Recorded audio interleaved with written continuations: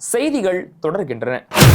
காஞ்சிபுரம் மாவட்டம் ஸ்ரீபெரும்புதூர் அருகே நடந்த ஏடிஎம் கொள்ளை பரபரப்பை ஏற்படுத்திய நிலையில் அந்த மர்ம நபர்கள் கருப்பு நிற காரில் தப்பிச் சென்றது விசாரணையில் தெரியவந்தது.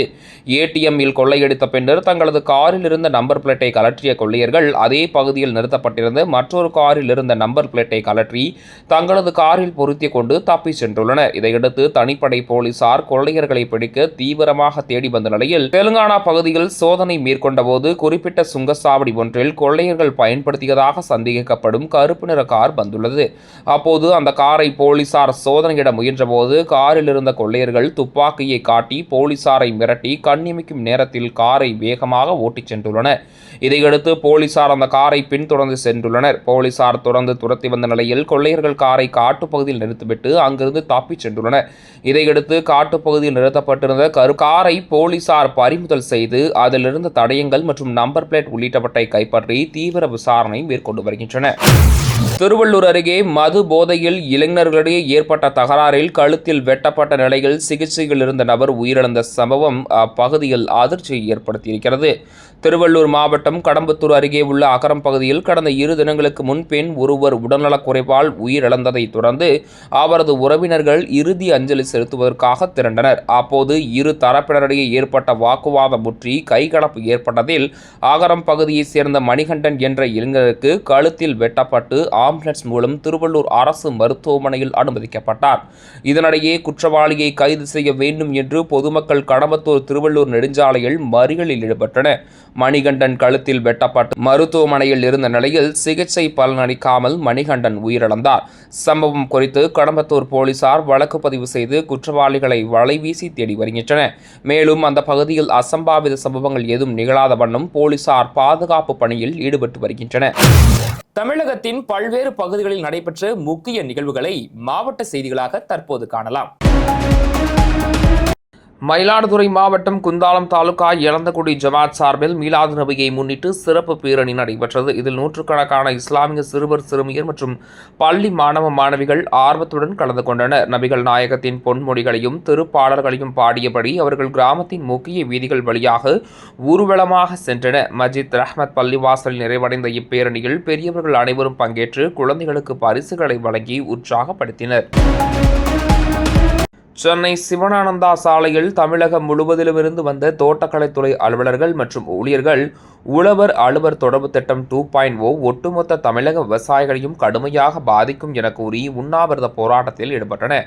இப்போராட்டத்தின் போது காய்கறிகளை மாலையாக கோர்த்து தங்கள் கழுத்தில் அணிந்து கொண்டு நூதன முறையில் தங்கள் எதிர்ப்பை தெரிவித்தனர். விழுப்புரம் அடுத்த சாலமேடு மைதானத்தில் கிரிக்கெட் விளையாடிய போது சித்தேரிக்கரையைச் சேர்ந்த 40 வயதான அஜீஸ்கான் என்பவர் திடீரென மயங்கி விழுந்தார். அவரை மருத்துவமனைக்கு கொண்டு சென்றபோது அவர் ஏற்கனவே இறந்துவிட்டதாக மருத்துவர்கள் தெரிவித்தனர். மேலும் மாரடைப்பு காரணமாக அவர் உயிரிழந்திருக்கலாம் என கூறப்படும் நிலையில் காவல்துறையினர் விசாரணை நடத்தி வருகின்றனர். தஞ்சாவூர் மாவட்டம் பாபநாசம் தாலுகா ஐயம்பேட்டை சக்கரம்பள்ளி முஸ்லிம் பரிபாலன ஜமாத் சார்பில் மீலாடு நபி ஊர்முறை கந்தூரி விழா நடைபெற்றது. விழாவில் மௌலூது மற்றும் திக்ர்கள் ஓதப்பட்டு தப்ருக் வழங்கப்பட்டது. இதனைத் தொடர்ந்து 100க்கும் மேற்பட்ட சமையல் கலைஞர்களை கொண்டு புலாவ் சாதம் சமைக்கப்பட்டு 20,000க்கும் மேற்பட்டோருக்கு உணவு வழங்கப்பட்டது. இதில் ஜமாத்தார்கள், ஊர் பொதுமக்கள் மற்றும் சமூக ஆர்வலர்கள் பலரும் கலந்து கொண்டனர். திண்டுக்கல் மாவட்டம் பழனி தண்டாயுதபாணி சுவாமி கோவிலில் ஓணம் பண்டிகையை முன்னிட்டு கேரளா மற்றும் தமிழகத்தின் பல்வேறு பகுதிகளிலிருந்து ஆயிரக்கணக்கான பக்தர்கள் குவிந்தனர். ரோப்கார் பராமரிப்பு பணிகளால் நிறுத்தப்பட்டுள்ளதால் மின் இழுவை ரயில் மற்றும் படிப்பாதை வழியாக சென்ற பக்தர்கள் நீண்ட நேரம் காத்திருந்து சுவாமி தரிசனம் செய்தனர். கூட்ட நெரிசலை தவிர்க்க ஒரு வழி பாதை முறை அமல்படுத்தப்பட்டதுடன் பாதுகாப்பு பணிகளும் தீவிரப்படுத்தப்பட்டுள்ளன. கோவை மாவட்டம் பொள்ளாச்சி அருகே உள்ள ஊஞ்சவேலம்பட்டியில் கடந்த 10 ஆண்டுகளாக விநாயகர் சிலைகள் செய்யப்பட்டு வருகின்றன. இந்த நிலையில் கடந்த ஆண்டை விட இந்த ஆண்டு ஆர்டர்கள் குறைந்துள்ளதாக வியாபாரிகள் வேதனை தெரிவித்துள்ளனர். குறிப்பாக பொருட்களின் விலை உயர்வு மற்றும் அரசு காவல்துறை அனுமதி கட்டுப்பாடுகள் காரணமாக இதனால் வண்ணம் பூசப்படாமல் பல சிலைகள் தேங்கி கிடக்கும் நிலை உருவாகியுள்ளதாக வியாபாரிகள் வேதனை தெரிவித்துள்ளனர். திருப்பூர் செயின்ட் ஜோசப் மகளிர் கல்லூரியில் தேசிய கைத்தறி தினத்தை முன்னிட்டு வண்ணமயமான ஆடை அலங்கார அணிவகுப்பு போட்டி நடைபெற்றது. இந்நிகழ்ச்சிகள் கைத்தறி புடவைகள் அணிந்து 100க்கும் மேற்பட்ட மாணவிகள் பங்கேற்று தங்களது படைப்பாற்றலை வெளிப்படுத்தினர். பாரம்பரிய புடவை மற்றும் கைத்தறி நெசவு தொழிலின் முக்கியத்துவத்தை மாணவிகளிடையே எடுத்துரைக்கும் நோக்கில் நடத்தப்பட்ட இப்போட்டியில் பிகாம் வித் பிசினஸ் அனாலிட்டிக் துறை மாணவிகள் முதலிடத்தையும் பிஎஸ் டேட்டா அனாலிட்டிக் துறை மாணவிகள் 2ஆம் இடத்தையும் கைப்பற்றினர்.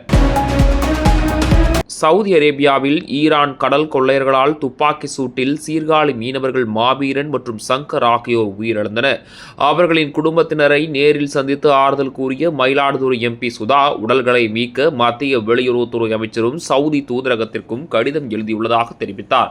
காவல்துறை விசாரணை முடிந்தவுடன் உடல்கள் அனுப்பி வைக்கப்படும் என தூதரகம் உறுதியளித்துள்ளதாகவும், எதிர்க்கட்சிகள் இதனை அரசியலாக்காமல் உடலை மீட்கும் முயற்சிகள் மத்திய அரசுடன் இணைந்து செயல்பட வேண்டும் என்றும் அவர் கேட்டுக்கொண்டார். மீன்பிடி தொழிலுக்காக சவுதி அரேபியாவுக்கு சென்ற பொழுது எதிர்பாரா விதமாக குண்டடிப்பட்டு இறந்து விட்டார்கள். குறிப்பாக மாவீரன் அவர்கள் குண்டடிப்பட்ட கணமே இறந்து விட்டார். அவருடைய உடலை மீட்டு வர வேண்டும் என்று மத்திய வெளியுறவுத்துறை அமைச்சர் மரியாதைக்குரிய மாண்புமிகு ஜெய்சங்கர் அவர்களுக்கும் சவுதி அரேபியாவோட தூதரக அதிகாரிகளுக்கும் கடிதம் எழுதியிருந்தேன். அதன் அடிப்படையில் அவர்கள் போலீஸ் இன்வெஸ்டிகேஷன் நடப்பதாகவும், நடந்த சம்பவத்துக்கு ஆழ்ந்த இரங்கலை தெரிவிப்பதாகவும், போலீஸ் இன்வெஸ்டிகேஷன் முடிந்து ரிப்போர்ட் வந்த உடனடியாக உடலை அனுப்பிவிடுவதாக சவுதி அரேபியாவின் தூதரக அதிகாரிகள் எனக்கு மெயில் மூலமாக பதில் கடிதம் அனுப்பியிருந்தார்கள். அதே போன்று மத்திய அரசாங்கம் வெளியுறவுத்துறை அமைச்சகத்திலிருந்தும் இதே கடிதம் வந்தது. சவுதி அரேபியாவோடு நாங்கள் தொடர்பில் இருக்கின்றோம், உடல் உடனடியாக கொண்டு வருவதற்கு ஆவணம் செய்கின்றோம் என்று சொன்னார்கள். இந்த சம்பவம் நடந்தது 11ஆம் தேதி, இன்றைக்கு 25ஆம் தேதி ஆகிவிட்டது. அதன் பின்பாக அவரோடு குண்டடிப்பட்ட சங்கர் அவர்கள் 4 நாட்களாக உயிரோடு இருந்தார். ஆனால் உயர் சிகிச்சை கொடுத்த பின்பாகவும் அவர் இறந்து விட்டார். அவரை உடலை மீட்டு வர கோரியும் மீண்டும் ஒரு கடிதம் அனுப்பியிருந்தது.